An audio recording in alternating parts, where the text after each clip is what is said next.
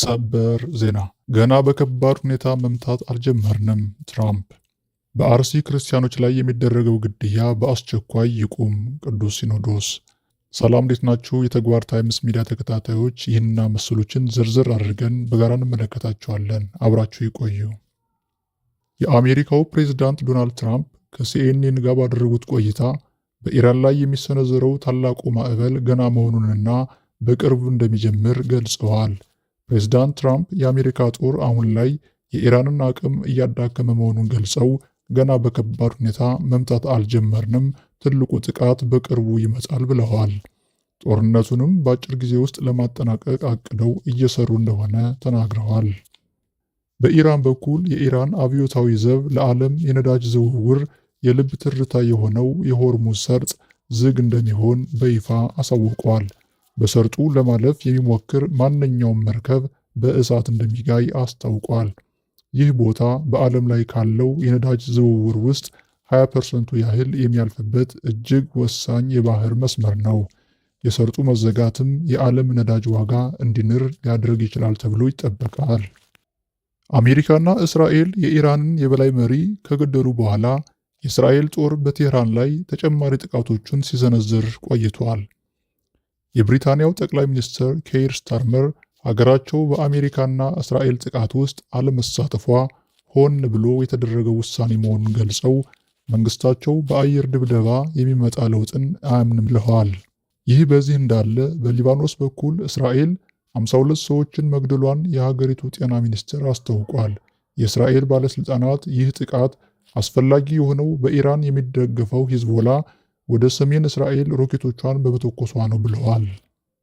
በሌላ ዜና ኳታር 2 የኢራን ሱ-24 ተዋጊ አውሮፕላኖችን መታ መጣሏን አስታውቃለች። በተጨማሪም 7 ባሊስቲክ ሚሳይሎችና 5 ድሮኖችን ማክሸፏን ገልጻለች። ጥቃቱ ያነጣጠረው በኳታር የጋዝ ፋብሪካዎችና የሲቪል ተቋማት ላይ እንደነበር ተዘግቧል። የኩዌት መከላከያ ኃይል በስህተት 3 የአሜሪካ የጦር ጀቶችን መትቶ ጥሏል። በሦስቱም ጀቶች ውስጥ የነበሩ 6 የአየር አባላት ፓይለቶችና ረዳቶቻቸው ፓራሹት ተጠቅመው በሰላም መውረዳቸውንና በሕይወት መትረፋቸውን የአሜሪካ ወታደራዊ እዝ አረጋግጧል። በእስራኤልና ኢራን መካከል የተነሳው ጦርነት ተባብሶ ሌሎቹ አገራትንም አካቶ ተባብሶ እንደቀጠለ ነው።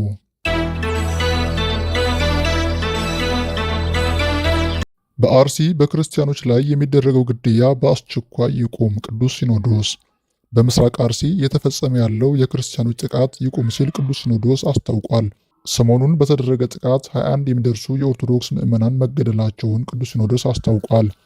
በሕይወት የተረፉትም በታጣቂዎች መታገታቸውንና የደረሱበት አለመታወቁን እንዲሁም ከ10 የሚበልጡ የአባወራዎች ቤት መቃጠሉን ቅዱስ ሲኖዶስ አስታውቋል። የተሰማውንም ጥልቅ ሐዘን ገልጿል። የሟቾች ቁጥር እየጨመረ መምጣቱንም ሌሎች ምንጮች ጠቁመዋል። ቢቢሲ እስከ የካቲት 23 ድረስ ከ30 በላይ ምዕመናን መገደላቸውን ጠቁሞ ነበር። ከዚህ በፊት በአርሲ አካባቢ የኦርቶዶክስ ምዕመናን ላይ ተመሳሳይ ጥቃት ሲፈጸም የቆየ መሆኑና የእምነቱ ተከታዮች ለሞት ለስደትና ለረሃብ ያጋለጠ ድርጊት በተደጋጋሚ ሲፈጸምባቸው መቆየቱ የታወቀ ነው።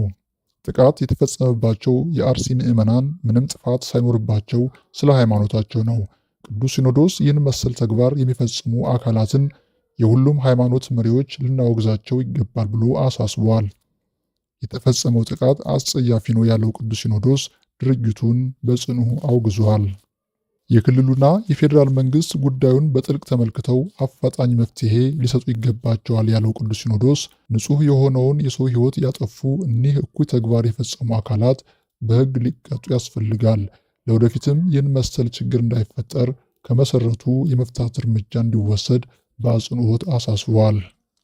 የእስልምና ጉዳዮች ጠቅላይ ምክር ቤት ባወጣው መግለጫም በኦሮሚያ ክልል በአርሲ ዞን ሽርካ ወረዳ በንጹሐን የኦርቶዶክስ ክርስትና ሃይማኖት ተከታዮች ላይ በደረሰው አሰቃቂ አደጋ ላይ ማዘኑን ገልጾ መንግስት አጥፊዎችን በመለየት አፋጣኝ እርምጃ እንዲወስድ እንጠይቃለን ብሏል።